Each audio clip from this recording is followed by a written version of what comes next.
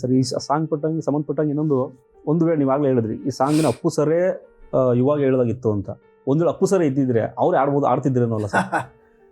ಇಲ್ಲ, ಅವ್ರಿಗೆ ಗೊತ್ತಿಲ್ಲ. ಅವ್ರ ಹಾಡು ಕೇಳಿದಾಗ ತುಂಬಾ ಖುಷಿ ಪಟ್ಟಿದ್ರು. ಸಖತ್ತಾಗಿದೆ ಲೈನ್ಸ್, ತುಂಬಾ ಚೆನ್ನಾಗಿ ಬರೆದಿದ್ಯಾ. ಅವ್ನು ನನಗೆ ಬಿಗ್ಗೆಸ್ಟ್ ಎನ್ಕರೇಜ್ಮೆಂಟ್ ಅವರೇ. ಏನ್ ಬರೀತೀಯ ನೀನು, ಏನ್ ಚೆನ್ನಾಗಿ ಸಿನಿಮಾ ಮಾಡ್ತೀಯ, ಎಷ್ಟು. ಆಮೇಲೆ ಮೆಸೇಜ್ ಬಗ್ಗೆ ಅವರು ಇನಿಷಿಯಲಿ ನಂಬ್ತಿರ್ಲಿಲ್ಲ. ರಾಜ್ಕುಮಾರ್ ಆದ್ಮೇಲೆ ಅವರೇ ಹೇಳಿಲ್ಲ, ನೀನು ಕರೆಕ್ಟ್ ಹೇಳಿದ್ದು, ನಾವು ಯುವರತ್ನಲ್ಲಿ ಒಂದು ಸೋಷಿಯಲ್ ಮೆಸೇಜ್ ಕೊಡೋಣ.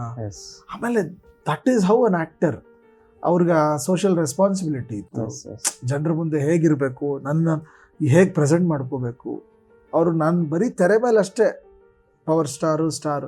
ಅವರು ನೀವು ಗಂಧದ ಗುಡಿಯಲ್ಲಿ ನೋಡಿ, ಪವರ್ ಸ್ಟಾರ್ ಎತ್ಬಿಡಿ ಅಂದಿದ್ರು. ಸೊ ಯಾರು ಹೇಳಕ್ ಸಾಧ್ಯ? ಸೊ ಅದೊಂದು ಆ ವಿಶ್ವಮಾನವನಿಗೆ ಸಾಧ್ಯ. ಅದು ಈ ನಮ್ಮ ಜನರೇಷನ್ಗೆ ಒಂದು is a biggest inspiration and ಒಂಥರ ಗುರುಕುಲ, ನಮಗೆಲ್ಲ ಒಂದು ಲರ್ನಿಂಗ್ ಪಾಯಿಂಟ್ ಅಪ್ಪು ಸರ್.